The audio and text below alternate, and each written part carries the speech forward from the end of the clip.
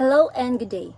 Today, I will be presenting a critical analysis of media bias in the coverage of political disputes, specifically focusing on the headlines surrounding the relationship and conflicts between Sara Duterte and Bongbong Marcos. News headlines are often the first and sometimes the only part of a news story that audiences engage with and making them powerful tools in shaping public opinions. However, they can also be source of bias, distorting reality through sensationalism, negativity, personalization, and selective omission of the context. In this presentation, we will be going to examine how these biases manifest in media coverage of Duterte Marcos disputes using two headlines from two different media outlets as a case study. Therefore, this analysis is not just about dissecting headlines. It is about understanding the broader implication of biased reporting and advocating for more balanced and ethical journalism. By the end of this presentation, I hope to provide insight into how we, as media consumers, can critically engage with the news and recognize the importance of context and objectivity in political reporting. Recently, the Philippines politics was on the verge of falling apart and division because of the undying issues and conflicts inside and outside of the room. One of the ongoing hot controversies that was recently happened in the politics is the issue between the Marcoses and Duterte political feud. Once a united team became divided because of power, the Filipino now are mystified because they cannot longer point out who to trust and what is true. In this case, the ongoing issue must be addressed and disseminated throughout the people in order for the people or the citizens will know the status of the governance they have. In this context, the presence of media to deliver message throughout the country is pivotal.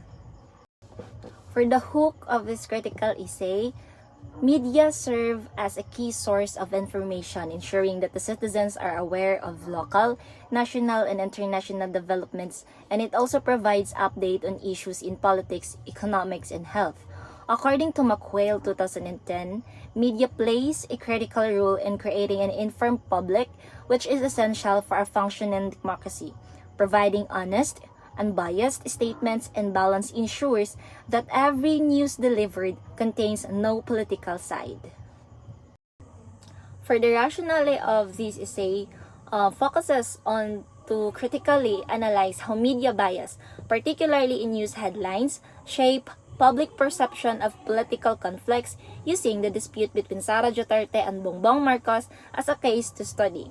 This essay seeks to uncover the subtle yet powerful ways in which sensationalism, exclusion context, and gender biases operate in media reporting.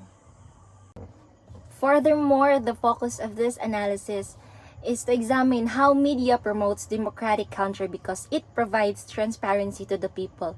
However, we cannot disregard the fact that it also carries misinformation, fake news, stereotypes, and biases, according to Wardell and Direction 2017.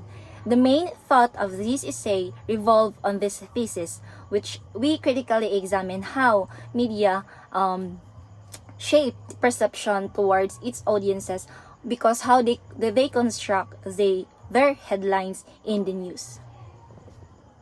And of course, to make this essay strong, we have presented arguments and evidence. First, our arguments revolve on the problem lies in how media can create biases and generate judgment among readers who leave comments filled with hatred towards politicians, resulting in a chaotic environment. And this issue relates to the intersection of language and media, examining how language influences interactions on media platforms.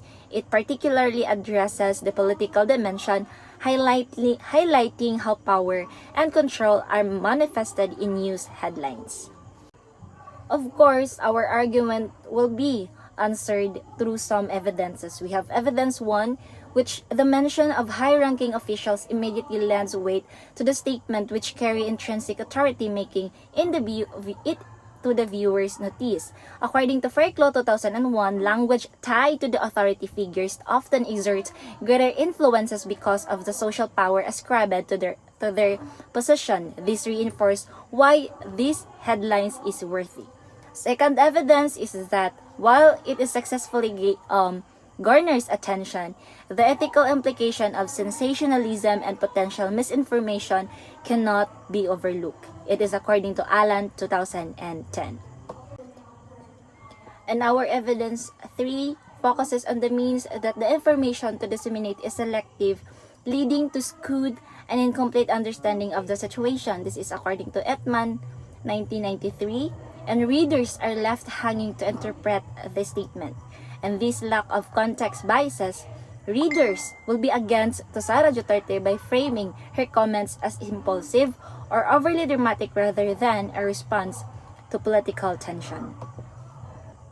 And of course, these challenges can be addressed. It should be both media organization and the public have critical roles to play. Journalists must uphold ethical standards by prioritizing accuracy and context over sensationalism. As Allen 2010 stresses, the importance of responsible reporting in maintaining trust and credibility. Simultaneously, audiences must develop media literacy, critically examining the framing and intent behind headlines. As suggested by McQuail 2010, who underscores the role of informed audiences in mitigating bias. A fair and responsible media, coupled with a discerning public, is essential for fostering a healthier and more democratic discourse in the Philippines and beyond.